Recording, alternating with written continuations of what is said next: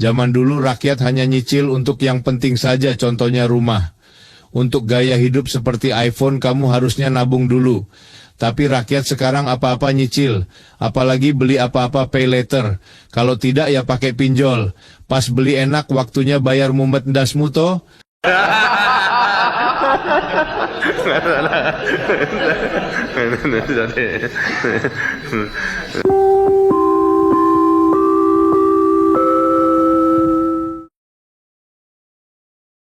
Selamat berjumpa pemirsa, bersama saya Purwantini dalam acara Temu Wicara bersama Presiden RI kedua Bapak Soeharto.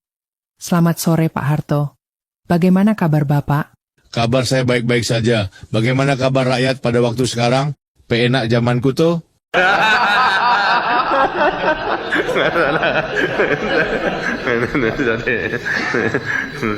Nah itulah Pak, saya ingin menanyakan beberapa hal dan menyampaikan keluh kesah masyarakat atas kondisi saat ini. Sebenarnya saya sudah madek Pandito Ratu. Artinya apa? Saya sudah menenangkan diri untuk lebih banyak kontemplasi dan menjauhi hiruk-pikuk politik.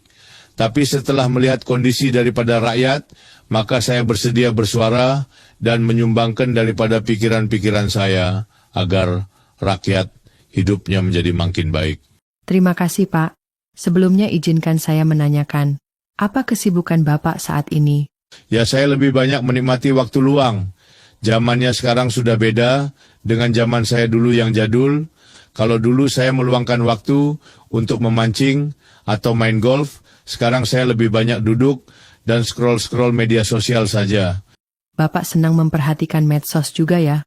Ah tidak, saya awalnya ingin cari hiburan saja di medsos. Tapi setelah saya lihat-lihat, saya jadi miris kok banyak berita-berita yang tidak membuat rakyat bahagia. Coba kalau Anda, Purwantini, buka Facebook, Instagram, atau Twitter. Isi beritanya masalah yang sama. Seperti yang sedang spiral sekarang, viral maksud saya, adalah masalah gas melon. Sebenarnya, saya juga ingin menanyakan masalah gas melon, Pak. Bapak malah sudah mulai membicarakannya. Lah apa saya saja yang menjadi daripada hostnya? Saya yang tanya, kamu yang jawab bagaimana? Ya jangan dong Pak, ini kan kerjaan saya. Nanti saya tidak dapat gaji dong. Saya masih punya cicilan motor NMAX Pak. Saya juga punya cicilan iPhone 4, nyicil BRI, BPR, dan lain-lain. Kalau tidak gajian bagaimana dong? Rakyat sekarang apa-apa nyicil ya? Zamanku dulu rakyat tidak banyak cicilan. Paling-paling mereka nyicil rumah yang dimana itu sangat bermanfaat. Cicilannya pun tidak mahal. Tidak kaya sekarang. Penak zamanku toh. Mungkin karena kebutuhan rakyat zaman dulu tidak sama dengan sekarang, Pak. Zaman dulu rakyat hanya nyicil untuk yang penting saja, contohnya rumah. Untuk gaya hidup seperti iPhone kamu harusnya nabung dulu. Tapi rakyat sekarang apa-apa nyicil, apalagi beli apa-apa pay later. Kalau tidak ya pakai pinjol. Pas beli enak waktunya bayar mumet ndasmu toh.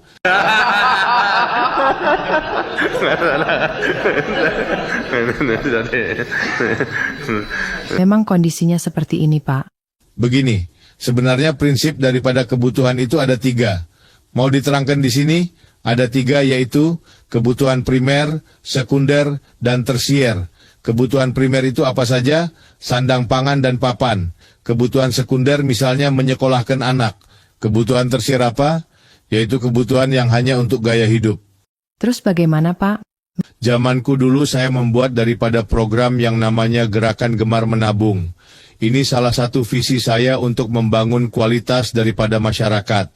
Anda bisa googling dan cari Tabanas. Itu program tabungan yang sudah dirasakan manfaatnya oleh masyarakat. Kamu nyicil NMAX kurang berapa? Nanti WA saya ya. Tak lunasi tapi jangan nyicil-nyicil lagi ya. Mulai menabung yang rajin. Waduh, terima kasih Pak. Kita jadi nggak membicarakan masalah gas melon. Ya jadi dong Pak. Bagaimana menurut Bapak? Menurut saya ini kebijakan yang menyengsarakan daripada rakyat. Zamanku dulu, orang antri minyak karena krismon atau krisis moneter, di mana semua negara di ASEAN terdampak juga daripada krisis global itu. Perbedaannya dengan kasus sekarang apa, Pak? Ini terjadi karena kebijakan yang konyol. Menterinya coba-coba bikin kebijakan yang malah bikin rakyat sengsara.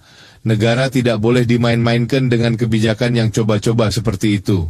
Kebijakan Menteri Bahlil kemarin salah ya Pak? Anda lihat sendiri kan di mana-mana rakyat jadi susah. Kalau diteruskan rakyat akan marah. Saya sendiri kalau jadi rakyat pasti marah juga kalau dibuat coba-coba seperti itu. Niat Pak Menteri kan untuk menjaga harga Pak.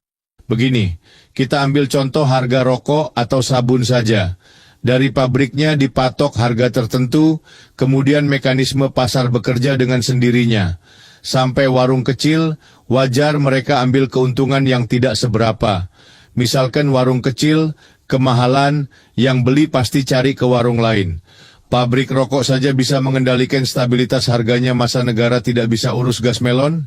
Jadi instruksi Pak Prabowo mengembalikan ke aturan sebelumnya sudah benar ya Pak? Gas ini kan diurus negara, harusnya sangat mudah, asal kebijakannya dipikir dulu, dan tidak asal coba-coba. Semua akan terkondisikan jika pasokan lancar, dan tidak ada penimbun yang mencari keuntungan daripada kantongnya sendiri. Saya juga ingin kasih nasihat kepada Prabowo, supaya lebih tegas mengatur menterinya. Jika ada yang mau bikin, daripada kebijakan, harus dirapatkan dulu, diteliti, dan dilakukan kajian, dan benar-benar dihitung dampaknya. Kalau sekiranya bagus buat rakyat, baru bisa dijalankan. Kalau menyusahkan rakyat, ya jangan dilanjutkan. Negara ini jangan sampai dijadikan lahan untuk coba-coba. Rakyat dimudahkan daripada urusannya, bukan malah dipersulit. Terima kasih Bapak. Semoga podcast ini bisa mencerahkan masyarakat. Maksud kamu podcast? Iya Pak, maaf. Sampai jumpa dan terima kasih Bapak. Sama-sama. Jangan lupa IG saya di fallback ya. Siap Pak. Piye? Peenak zamanku tuh.